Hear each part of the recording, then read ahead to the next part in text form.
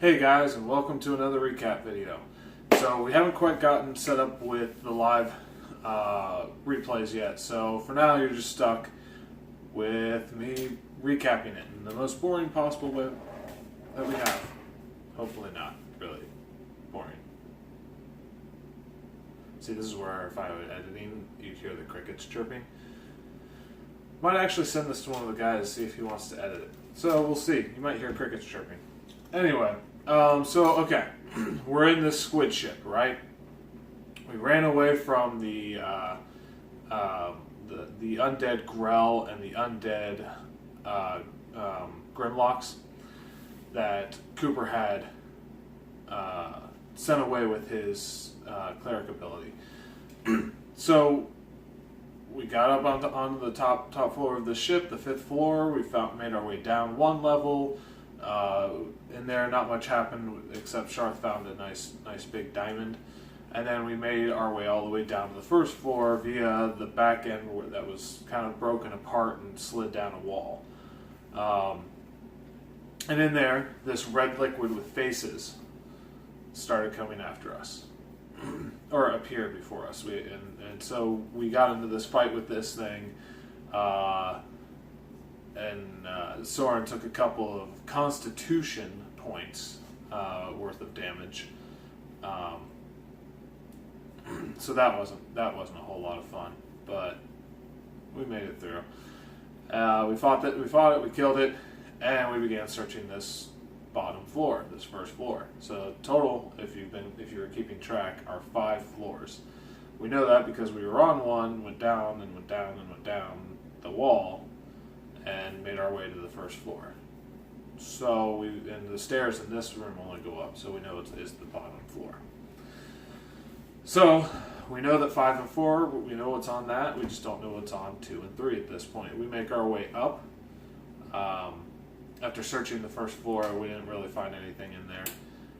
Found some areas where the blood had kind of oozed its way down, and there were some bones that we inspected and things like that. But again, nothing really found. So we went up to the 2nd floor. More empty rooms, bedrooms, and things like that. But we also happened to find an empty three closets, kind of. That at least the space around them were closets that were more like jail cells because they had skeletons hanging up in them. And then one of them was broken off. Of course, it was close to the wall. But 2 of them had the skeletons hanging and a jar that, upon closer inspection, had a brain in it.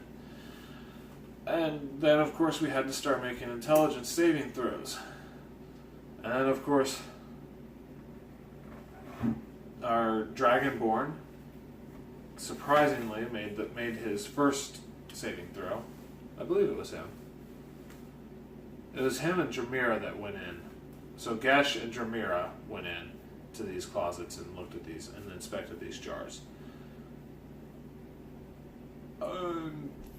If one of them saved, no, it was not Gesh. It was Dramira. Dramira saved the first time, so she didn't know what was going on with it. Gesh, however, puts the jar down, walks straight out of his room, and looks to the left at Dramira, who's holding a jar, because she ran out of the room saying, "Hey guys, look, I got a brain." And looks to the right and sees Akerth in the broken up room, and takes a big old swing at her, or at him. And so, Gesh did some damage. Soren, at this point, Dramira did fail her save at this point. So, and took a shot out at Miguel, who was all the way at the other end of the hall. Soren jumps into action and actually manages to overpower Gesh, our barbarian, pulling him down to the ground. And then he made his saving throw on his next turn, after I punched him a time and pulled him down.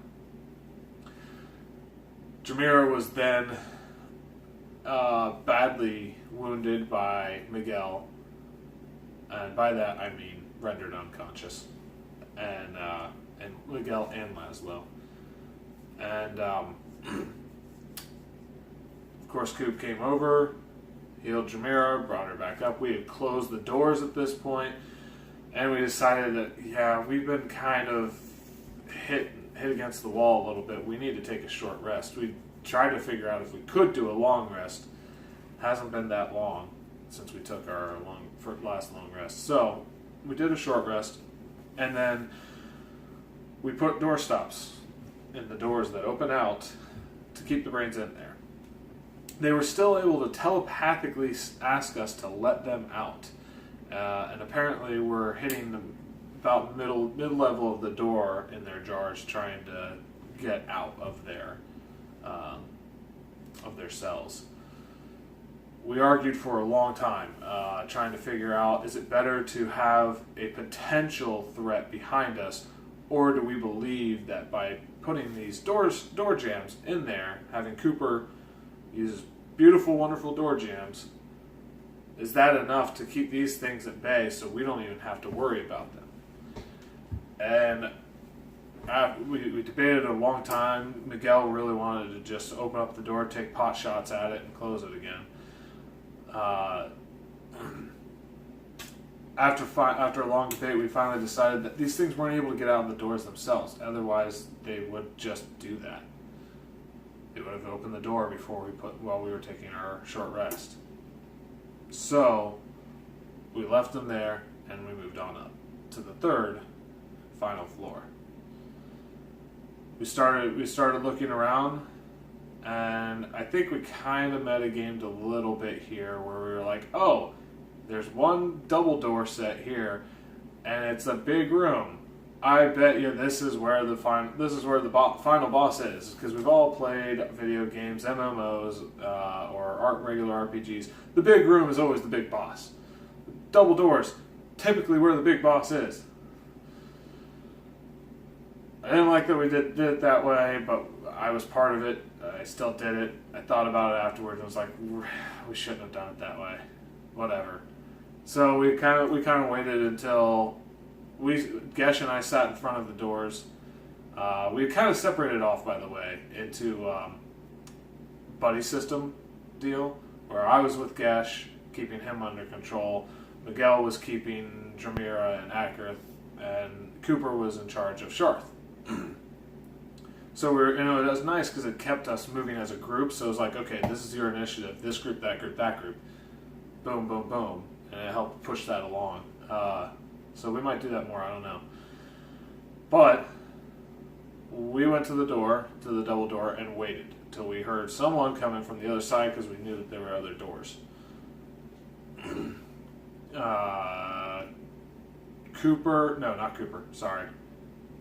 Miguel, Akerth, and Dramira went around the other way and went through first a smaller room, bedroom. This is the first time, though, however, that the beds were not disintegrating as someone would touch the cloth. So it's been cared for more recently. I don't know if that hasn't. We still haven't gotten too far past this room to know or think much more about it. But then they come to the doors that lead them into the big room. They come in yelling. So at that point, we open our door and walk in. Sharth and Cooper still haven't come through past the stairwell yet. And nothing. It's a room full of tables, a chest, some wardrobes and things like that with items in them. And we're sitting there for a couple seconds, and then we have to all make a saving throw. Because through the wall starts materializing an a ghost like Illithid. F. Illithids in general, bad news. Ghostly Illithids, probably even worse news. We had one trick up our sleeve. When we long rested, Soren used that. We all used our time. Soren took the headband of intellect and reattuned to it. We found out what the items that they were attuned to were necklaces that had like a little square on them and things like that were. Their cube had the word storage on it, so Soren put that in his pocket for now because he was the only one that could read it because it was in Qualith. And the two items that Akerth and Miguel had were both immune to natural fire damage. So as they wore it, they could not take natural fire damage. Magical fire still affects them as normally, but if someone were to take a torch and put it against them, they would be fine. They wouldn't even feel it. So, with that said, Soren now had an intellect of 19, making his intellect saving throws and things like that a lot easier to make.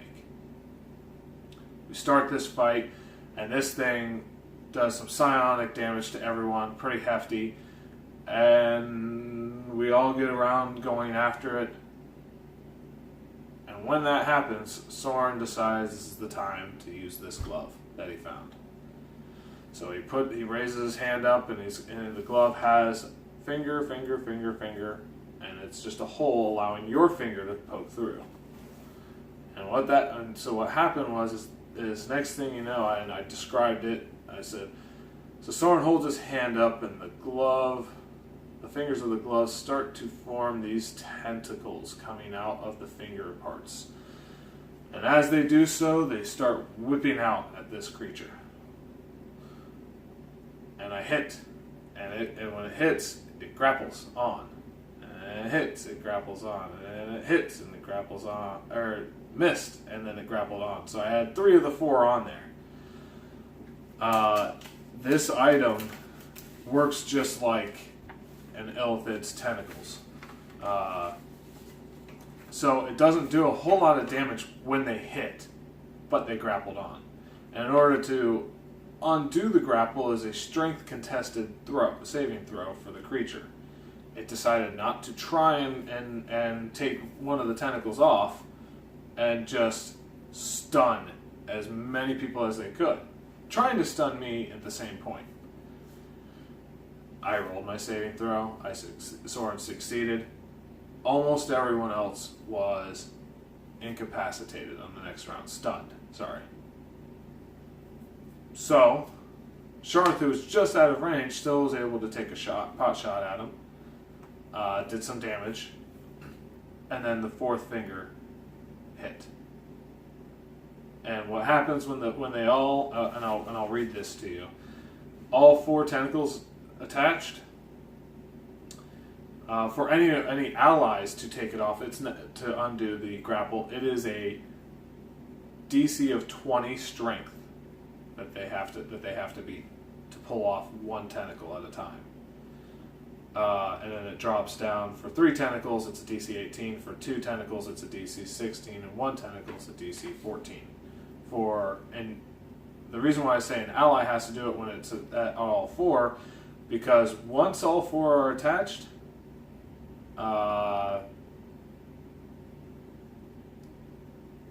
where is it? It must succeed on a DC 15 intelligence saving throw or be stunned until this grapple ends. Reading that out loud, I don't remember if we made the DC intelligence saving throw. I think he did, but I don't remember. So we may have goofed that up. That may be the one thing. But it is a grapple, nonetheless. And so what happens when they're all 4 there, if he is stunned and grappled until the grapple ends, on the next round he regardless of whether he's stunned or not, on the next round if there's all 4 of them are still there, he takes 5d10 damage. Just takes it. Don't have to roll to hit.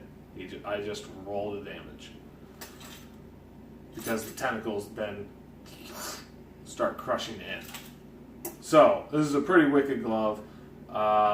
And we've decided we need to make some adjustments to it because otherwise it's just too powerful of an object, right? So, we're going to adjust it, but I basically, in that moment, I ended the fight because he was stunned.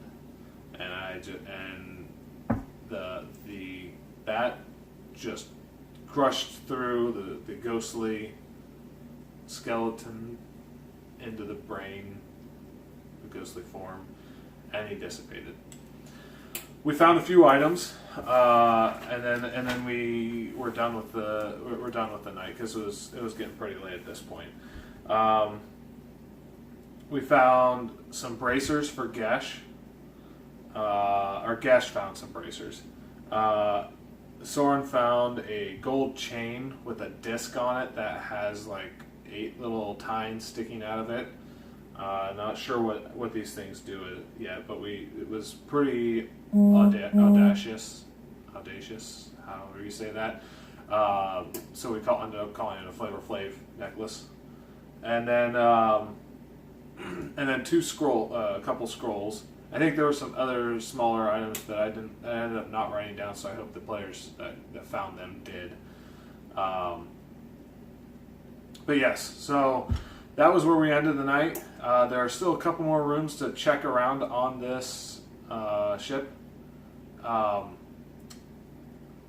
And then I think once we check around, if we don't find anything that's going to help us get through that wall, we have to go back down to the floor below us, because one room I did not mention yet was that the stairwell leading up to this third floor looked like a control room. Had buttons, levers, and panels with all sorts of stuff on it, and we didn't really take the time to look at it because it was getting late at night. So I think, again, getting to this final fight, we kind of metagamed a little.